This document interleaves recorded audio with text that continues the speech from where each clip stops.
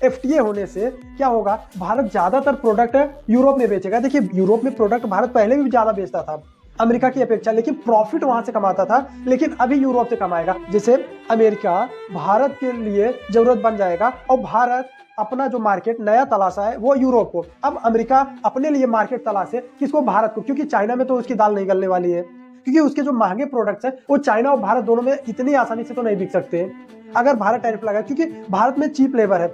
अभी भारत की जो पॉपुलेशन है, मैक्सिमम पॉपुलेशन जो यंग एज की पॉपुलेशन है, जो कि दुनिया का सबसे यूं कहे कि चाइना भी उसमें पीछे जा चुका है, अभी भारत आ गया। इसलिए कहते हैं कि भारत बहुत तेजी से ग्रो करेगा क्योंकि उसके पास यंग पॉपुलेशन है। चाहे यूरोप वो भी बूढ़ी पॉपुलेशन रखती है, मतलब ओल्ड एज पॉपुलेशन रखती है, और चाहे जापान हो गया, चाइना भी अभी पॉपुलेशन में जो ओल्ड होम एज में जा रही है, इसलिए उसकी भी इकोनॉमी आने वाले समय में स्लो डाउन होने वाली है। अमेरिका की भी वही हाल है। यूं कहे कि सारे बड़े बड़े जो कंट्रीज हैं उनकी ये जो पॉपुलेशन की एज क्राइटेरिया उसमें प्रॉब्लम होने वाली है, लेकिन भारत अभी 15 सालों तक बहुत ही सिक्योर, यूं कहे 20 सालों तक बहुत ही सिक्योरली ग्रो करेगा।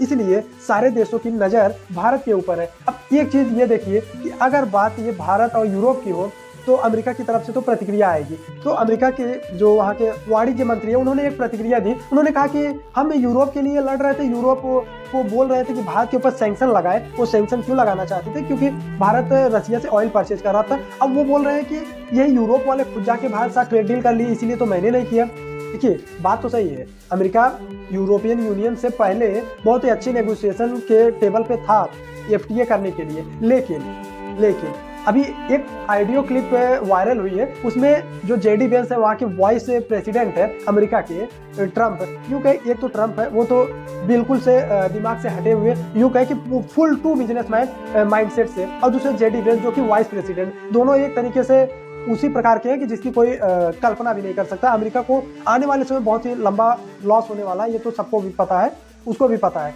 अब देखिए ये उसको समझा रहे हैं कि ऐसा जो जेडी वेंस है इन्होंने एफटीए भारत के साथ नहीं होने दिया। अब देखो तुम जो बता रहे तुम यूरोप के लिए लड़े थे, नहीं तुम यूरोप के लिए नहीं, तुम अपना सिक्का चमकाने के लिए लड़े थे, क्योंकि तुम्हें पता था कि तुम्हारे सामने खड़ा होने वाला एकमात्र देश रसिया है, उसको तुम्हें कमजोर करना था, इसलिए तुम लड़े थे, ना कि तुम्हें ये था कि तुम रसिया के लिए या यूरोप के लिए लड़े थे। अगर तुम यूरोप के लिए लड़ते तो तुम ग्रीनलैंड के मैटर में सारे यूरोप के ऊपर